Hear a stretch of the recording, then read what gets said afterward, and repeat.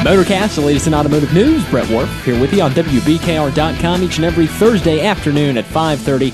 It's all brought to you by our good friends out at Diesel Up, 3247 Commerce Drive. Check them out online, diesel-up.com. Tony Stewart took a little break, but it looks like he's coming back. And of course, I'm saying all this off the top of my head. I don't have a newspaper or anything around here.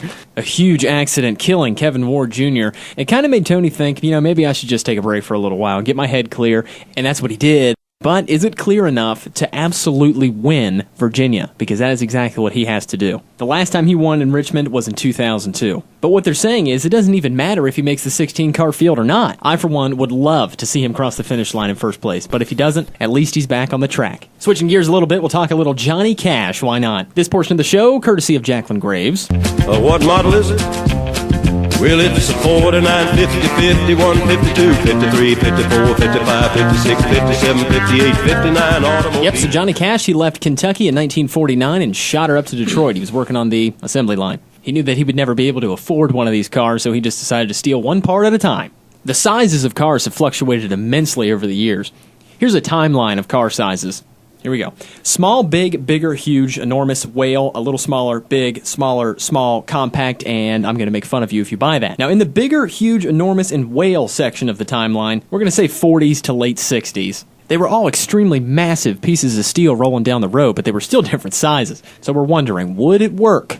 Probably not. It definitely would have ran, sure. I'm just saying, a 1973 472 cubic inch V8 probably wouldn't link up very easily with a 1953 transmission. You'd have to do some serious drilling. Something would fly off at some point. Not really too sure how aerodynamic that car would have been, but that's funny. Keep it classy, Johnny. Spy Shots release. We're switching gears yet again here on MotorCast, and we're talking about 50 years of Mustang. They're planning very, very special engine options for this new car, including a 4-cylinder, which is kind of scary to think about. 4-cylinder EcoBoost Mustang. It's a Ford Focus Coupe. I love seeing spy shots of cars. They do a pretty decent job of getting everything covered up. That way you can't exactly see what it is. But when they put a piece of black tape over top of the emblem on the steering wheel, you can still see the outline of it. And why are they even covering this car up? We know what it looks like. They put one on top of the Empire State Building months ago. But anyway, back to engines. The reason they were covering this car up is because it's not really the Mustang, it's the Shelby. The new GT350 to be exact. Still, I don't know why they're covering it up. I know there's a few differences between the Shelbys and the garbage V6 and the GT, but really not that many. New engine option for the GT350 is the 5.2 liter. And that's pretty much how much interest I have in Mustangs, so we'll move on. And now Bugatti. It seems that they're going to be taking the Veyron, putting 2 more seats in it and 2 more doors just to make it a little bit more unnecessary. You certainly aren't going to miss it coming either. Just to shoot some numbers at you here, the Veyron, groundbreaking when it first came out, talking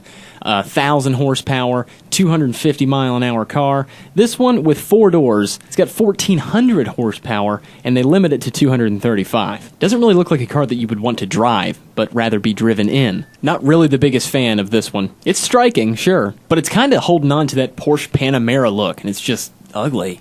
And this is only the second time that I've even seen it in the news. I just hope they don't burn it up like they did with the Veyron. After a solid year of seeing that car in the news every single day, I was just like, great, it's the fastest car in the world, okay, you did it. And then Hennessy builds a car and it goes 20 mile an hour faster. Prepping to lock things up here on MotorCast. Big special thanks to our good buddies out at Diesel Up, 3247 Commerce Drive in Newburgh. They can get you set up on quite a bit. Check out the products that they make in-house at diesel-up.com. When it comes to light, medium, heavy-duty, and agricultural needs, these are the guys to see. Head out and see them in Newburgh. They'll get you set up on the dyno, see how much power you're pushing with your Duramax or your Power Stroke or your Cummins, whatever it may be.